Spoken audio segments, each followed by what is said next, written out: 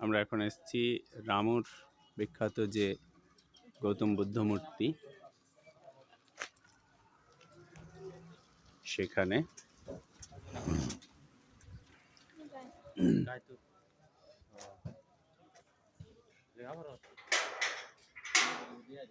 খুব চমৎকার। এখানে জুতা খুলে যেতে হবে পবিত্রতা রক্ষার জন্য।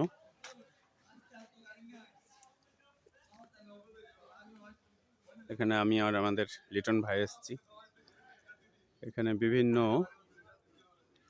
সাধু যারা ছিলেন, তারা বিভিন্ন সময় এটার জন্য দান করেছেন, সাধনা করেছেন। তাদের বিভিন্ন জনের মূর্তি এখানে তৈরি করা হয়েছে, সব স্বর্ণের রং দিয়ে। বাহ, চমৎকার। আমরা একটু উপরে উঠে যাই।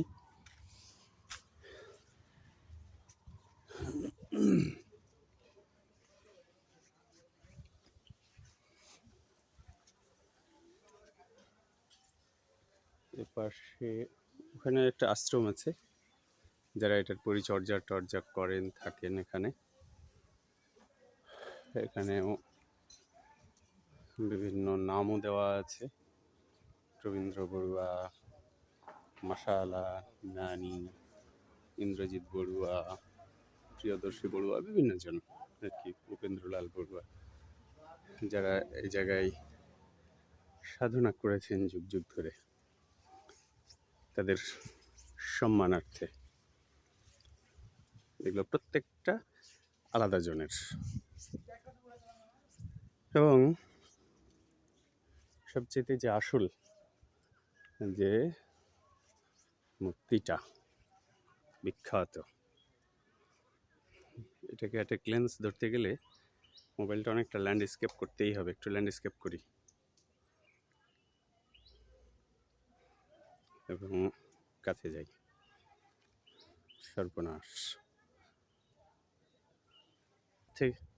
ওই যে হাত থেকে শুরু করে পা পর্যন্ত 100 ফুট বিশাল সিংহসজ্জা গৌতম বুদ্ধ মূর্তি। সিংহসজ্জা মানে এটা সিংহের মতন শুয়ে আছে নাকি, ব্যাপারটা হতে পারে। আর তারই সাথে এইটা মূলত প্রশিক্ষণ কেন্দ্র। এখানে আমাদের যেরকম হুজুররা বা কোরআন শরীফ যারা কওমি মাদ্রাসার বিশেষ করে যেরকম এসে ইসলামিক জ্ঞান, ইসলাম চর্চা করে থাকে, ঠিক এখানে বৌদ্ধদের সন্তানরা এসে এখানে বৌদ্ধ ধর্মের জ্ঞান এবং চর্চা করে থাকে। একটু কাছে যাই, কাছে গেলে বোঝা যায় কি বিশাল।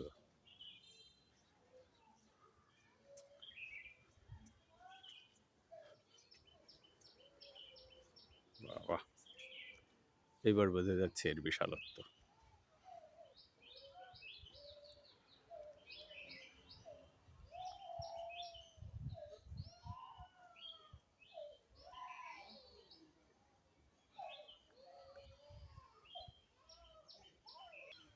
ঠিক তার বেজমেন্টে বেশ সুন্দর নকশা করা আছে, নকশাগুলো বেশ সুন্দর। আর এটা মনে হচ্ছে পদ্মের আকারে, তার উপর হাঁড়ি, এটা কিসের বুঝতে পারছি না ঠিক।